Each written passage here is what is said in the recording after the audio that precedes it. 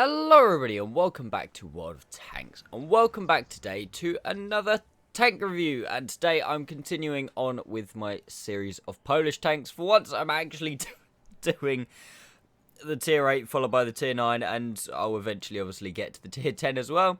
A lot of times I've said yeah I'll do this, and this has led to random tank reviews. For example, the P43, the tier 5 Italian one. God knows, other things like that. But for once, I'm actually following up with a tank review that is later on in the tech tree. Now, if you guys are not interested in the actual tank review and just want to see the Ace Tanker gameplay at the end, as always, I will leave a timestamp in the description. Simply click through that and it will send you straight to the gameplay. So, ciao adios, enjoy future backs. For those of you still here, we're going to go through the 50 TP. So, in this tank review, we are going to be going through the stats of the vehicle, compare it to some others, my equipment loadout. I don't really touch on crews anymore because you should know what crew skills to have by now. And as well as that, I will give you my overall opinion on the tank, how I think the tank should be played, and then obviously, like I said, some Ace Tanker gameplay at the end. So, first things first, is this anything, again, I'm only ever going to call it the 50 TP, I'm not calling it that word there, that starts with a TY and ends in a ZA, that's too high of a score in Scrabble for me. A project for a heavy tank, proposed by a cadet, him, at the Military Technical Academy of Warsaw in the early 1950s, the new vehicle was supposed to weigh up to 50 tons, only existed in blueprints. Pretty standard. I think Wargaming did say when they made the Polish tanks that, especially the higher tier ones, are a bit, very, I don't know what the word would be, but not exactly real. Let's just put it that way. This tank is the Polish tier 9 heavy tank. There's only one line in the Polish tech tree, so there's only one way you're going to get there. The line up to this point, if you want my opinion on the tier 8, go watch my tank review. It's not too bad. Obviously, I didn't play the tier 1, 2, 3, and 4. I started at the tier 5. So, 5, 6, and 7. Tier 5's not too bad. I didn't mind the tier 5. The tier 6 is absolutely shocking when it's stock. When it's fully upgraded, it's okay. The tier 7's pretty good when it's fully upgraded. It's just, again, stock. It's bloody goddamn awful. But then, yeah, the tier 8, pretty good. Tier 9, we're going to find out. So let's jump over into Tanks GG, and I will go through the statistics of the vehicle and compare it to some others. Right, Tanks GG. On the left, we have the 50 TP, and next to the 50 TP, we have the WZ-11114. Next to that, we have the Object 705A, and next to that, we have the AMX M451, but with the 127mm gun. Now, the reason I've picked these tanks is because these tanks are the tanks with 130mm guns. I suppose I could also actually, quick on the fly here, add the E75.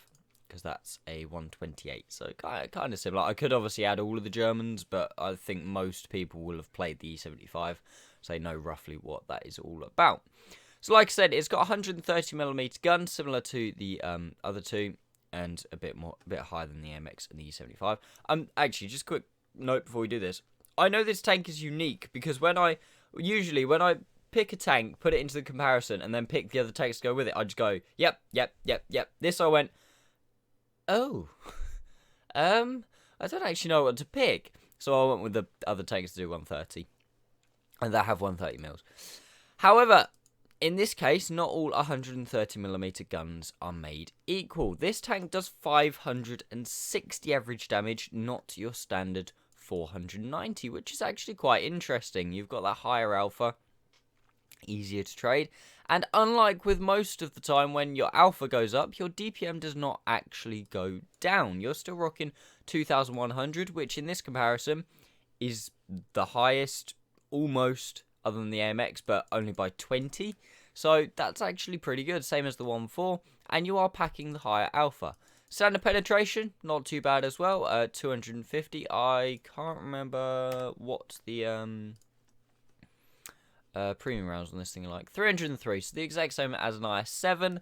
Obviously, the IS-7 rounds are kind of but when you're using them at tier 9, it's not the end of the world. I would like, obviously, you got your 340 heat pen, but it's not the end of the world. Shell velocity, 900 meters a second, a little on the low side, but honestly not too bad. 30 rounds of ammunition, it's usable. You're doing 560 damage. If you're doing 16,000 damage, you've done something really right, or your team's done something really wrong. Gun handling, however, is where this tank is let down a little bit. 2.88 seconds aim time, a little bit worse than the 1.4, and a lot worse than the AMX and the E75. Dispersion as well, 0.38. That's not terrible. Like, I can work with 0.38. It's a lot better than the 705's 0.42. By the way, on the 705, I'm using the 130, not the 122, which I would recommend if you're using the 705, but still, just for this comparison. Dispersions also aren't particularly great, more towards the worse side. However, one key thing about this tank is the fact that it has 8 degrees of gun depression, which is bloody lovely, makes it so flexible, and obviously that is a key feature of the tier 10 as well. Same as the AMX and the E75, and obviously a lot better than the WZ and the 705A. And this is something that I really like about this tank in comparison to these two. Because in this comparison, my favourite tank that I played is probably the 1.4. I bloody love the 1.4. But that 5 degrees of gun depression, it really did suck. Now, mobility, again, it's kind of just in there. Top speed is the lowest at 35 compared to the rest. This is obviously where the WZ is a little bit better and the AMX is a little bit better. Reverse speed 14, again a little bit below, but not too much of an issue. It weighs 50 tons, unsurprisingly, as it's meant to weigh 50 tons, with 13 horsepower per ton, which isn't great, but it's not tragic. It's not the E75, for example, with less than 10. Terrain resistances are actually pretty good, so that does compensate a little bit for that there. Turret traverse, 27 degrees a second, slap bang in the middle, very much average. And tank traverse of the exact same, which is, I would say, a little bit on the low side. But those two combined together, you've got over 54 degrees of gun traverse if you're turning your turret and your hull. So you can get most light tanks. Obviously, you're still going to struggle with things such as T100, CBRs, blah, blah, blah. Armor we'll come on to in a second. This thing does get a nice slab of hit points, 2,000 hit points, which is very, very nice indeed, more towards the higher end. And also 380 meters view range, which I would say it's not terrible, because having 400 meters view range at tier 9 seems a bit, well, not a bit excessive, but very, very good. So 380 is not too bad. You can definitely get that up towards your 445. Oh, I can't stop yawning. 445 view range cap in game. And the shell cost as well, it's a little bit on the expensive side, but obviously you are doing a lot more damage per shot in comparison to everybody else. Now, armor. I should come on to armor. And this tank actually has quite a nice armor model, in my opinion. Obviously, because you've got that 8 degrees of gun depression, you do want a nice sturdy turret. And this thing does have a nice sturdy turret from the front, at least anyway. As you can see, mantlet, you're not going through. There is a tiny, tiny, tiny bit. There's 250 right next to the gun mantlet. But I have played some games, I think nearly 50 games, something like that. And I haven't had a problem with anyone trying to shoot me through there. So I don't think it's really a problem. The mantlet itself, there's no armor gap behind it. So you're all good. Upper plate wise, oh no, sorry, we'll finish the turret. God damn it, Max. The top of the turret, this bit is not overmatchable, which is always nice. It's not like the IS-3 or anything like that. None of this is. The weak points, obviously, are the cupolas. 166, 175. So these can be penned pretty goddamn easily by most things you're going to face. However, if you're using your gun depression, such as this, you can't really see them. The main issue when you're using your gun depression is then the hull. And that is, firstly, the lower plate. It's really, really weak, but it needs a weak lower plate. It's very big lower plate as well. It's very easy to hit. Even when it's quite angled, you can still pen it. And if it's angled this much, you shoot it in the side. Another weak-ish spot is the driver's hatch, just because of the angle of it. It is actually thicker than the upper plate, 170 compared to 120. But how sloped back the upper plate is, it's about 300mm when you're on the flat to this tank. So shoot it in the driver's hatch and that's about 232, which is, it's not too bad. You're not going to be penned by like all tier 8s reliably. Oh, certainly not any tier 7s. They're going to have to aim for your lower plate or your cupolas. The side armor of this tank isn't great. It's something that I keep trying to side scrape in this thing and keep thinking, how the hell do I keep getting penned? It's only 80mm, and yes, the tracks, 90, sorry. And yes, the tracks do cover quite a lot of it, but it also has quite a lot that is not. And you do have these like armor gaps as well behind the tracks. Look, if you're angled like this and you shoot it here, 120mm, you're looking at, well, very good HE, but like Badger HE and Chieftain HE and stuff can actually pen that, which is quite ridiculous. It is really, really, really annoying when you start side scraping a bit like this and people just go through. There's a little bit. It's on the 50 TP and the 60 TP. Here, I think it's angled slightly different, where you can, even if they're side scraping, you can actually, if they side scrape a little bit too much, you can pen this bit of armor just here. And it's really annoying. Really annoying, because I've been called out so many times. As well, if you're facing this thing from the front and you shoot it through the drive wheel, if it's side scraping like this, you can also pen it as well, which is quite annoying. However, all in all, the armor of this tank is decent. It's usable for a heavy tank. It's not going to win any contests, but it's pretty usable. I'll just go on the live model so you can see what, what's this, 250mm of pen does to it. You can see, glaringly obvious, cupolas, lower plate, driver's hatch is kind of more of a 50-50. When you use the gun depression, driver's hatch is more of a no-go unless you're firing premium rounds, but then you've got the lower plate.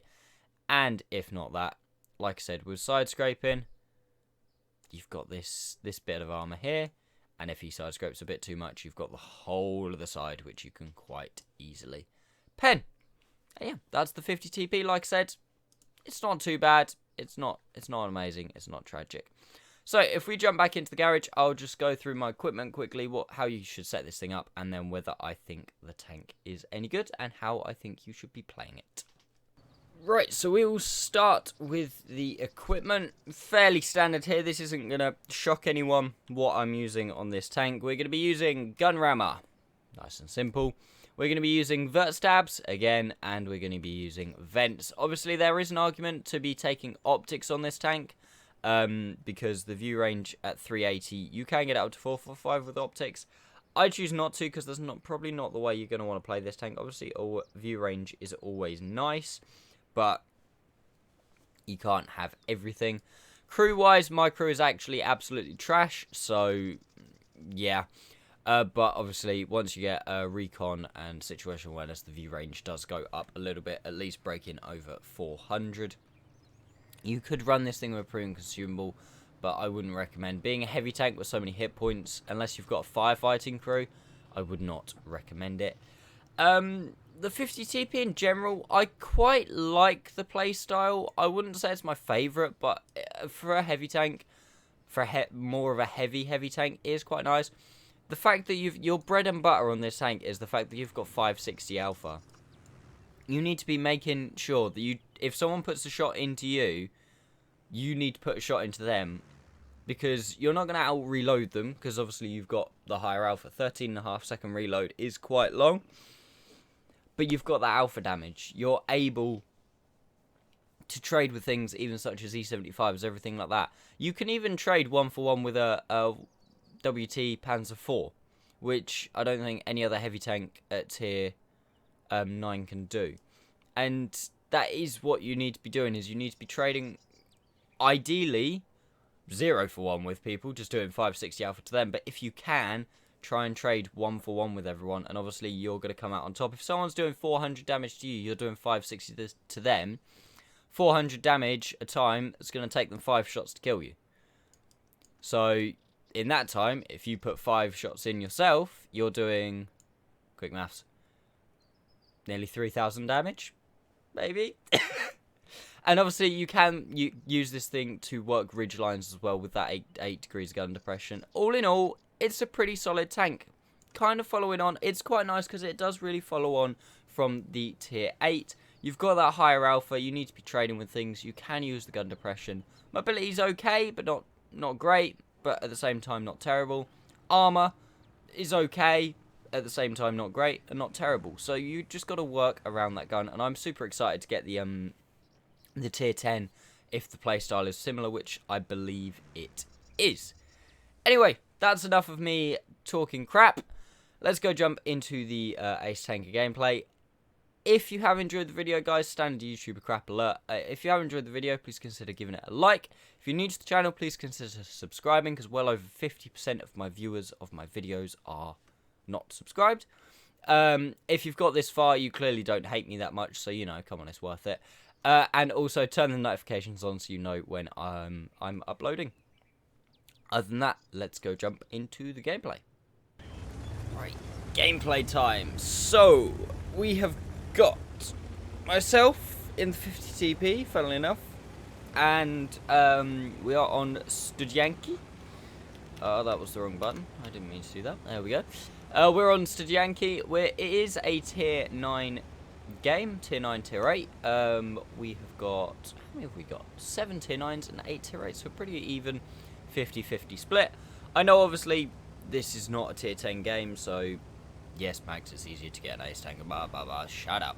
But I wasn't necessarily finding this tank hard to ace, because I did it after not too many games, but I wouldn't say it was the easiest tank to ace, which makes me think that people play this thing quite well. I was watching a video or something at this point, so yeah, I wasn't really paying much attention. Come on, Max, sort yourself out. You got this. It's not like you're on YouTube or making a fool of yourself or anything. So, we've come not to the heavy side, because I hate going to where the heavies go on this map. All you need is the 704 and the T30 to be sat here firing HE, and your day is just ruined. I just find it always turns, no matter how much armor you've got or what tank you're playing, it just turns into an HE fest, and quite honestly, screw that.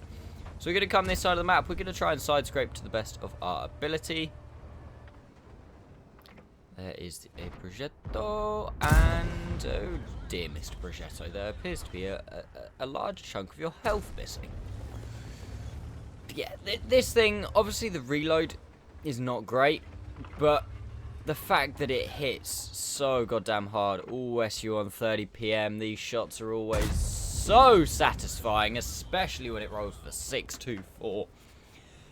Ouch, that's gonna hurt. It's so satisfying shooting SU-130s. But yeah, you've got to obviously work around that reload. And it's an issue, but at the same time, not so much an issue, because obviously you do hit so hard. This thing has got what I always say as the fear factor in modern tanks. When a tank's got over a certain alpha at a certain tier, people, not necessarily scared of it, but they're cautious of it. At tier 8, you don't want to be taking 400 alpha. At tier 9, you don't want to be taking 500 alpha. If a heavy tank, for me, it has something, even if it's not amazing, but if it has that fear factor. For example, I know obviously it's not the same, but the FE215B183 and the FE4005 at tier 10, they have a massive amount of fear factor, same as the Jaegeru. People don't want to lose that much health. Oh dear, Mr. Progetto tried to run away. Not today. You just don't want to go out in front of them, because you don't want to lose all that health. And even at tier 9 with 560 alpha, you don't want to be losing. At tier 9 heavy, what's this? Over a quarter of your health in one shot. You see there, the Lerva firing APCR went straight through the side of my tank. Don't really know how he managed it. Hey ho, I see the M103 is making a move. Reverse, reverse, reverse. Aim for a second. Nice 528 into him. My T10 friend is actually in a lot of trouble here, and I do think about going in, but I'm like, by the time I get there, he's going to be dead, and then I'm going to be in a quite a terrible situation. SU-1 30 PM fires at me. I try and blind fire the bush where he is. Don't know if it hit or not. I still don't actually even know if it hit or not. I'm not just saying that for YouTube dramatic effect. I honestly can't remember. So yeah, that was actually probably a more smart choice by me. One of my smarter, and I don't make many smart choices. But actually not going into that T10, because if I would have gone in to help him, he would have more than likely, unless he got lucky for bounces or something, would have died anyway.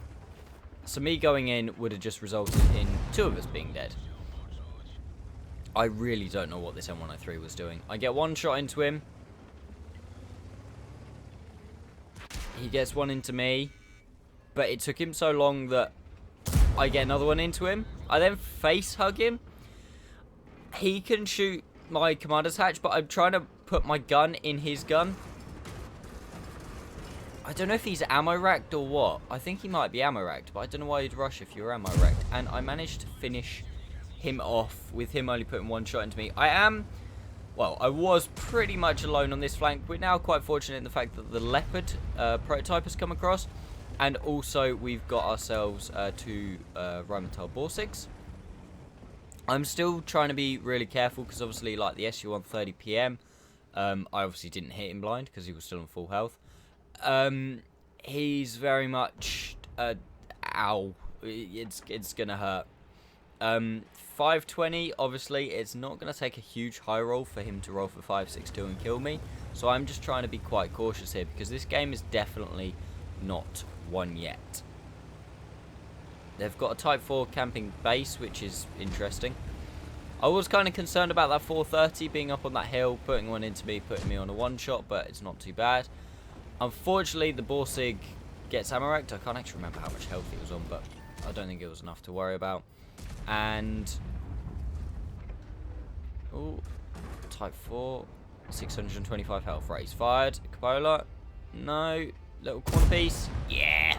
Roll for 625 as well. I love that. I love being able to roll semi-consistently for 600 in this tank. It's absolutely lovely. It's something that a 490 gun just doesn't do, because if you roll for 600, you're nearly, you're looking at more towards a bingo roll than anything else, and that's obviously unlikely. Whereas in 560, 600s, you get a couple per game, which is absolutely lovely.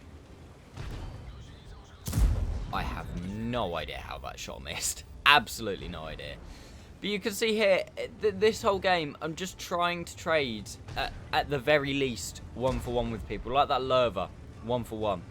The Progetto. But again, you've still got to stick to your tanks 101. That if you can trade more than 1-for-1 with someone, you do it.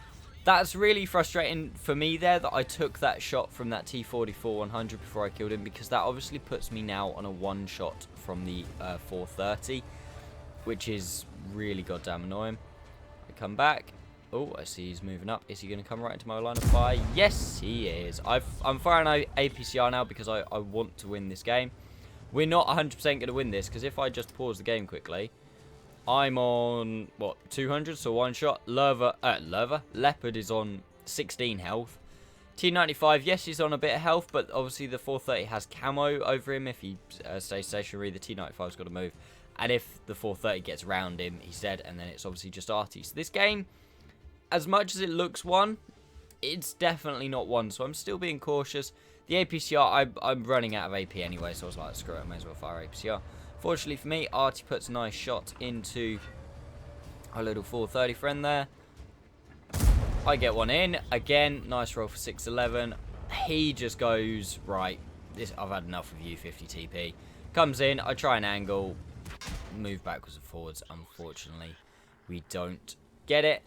Artillery, reloading in 11 seconds. You can see me, I'm like, right, come on, Artie. Come on, Artie.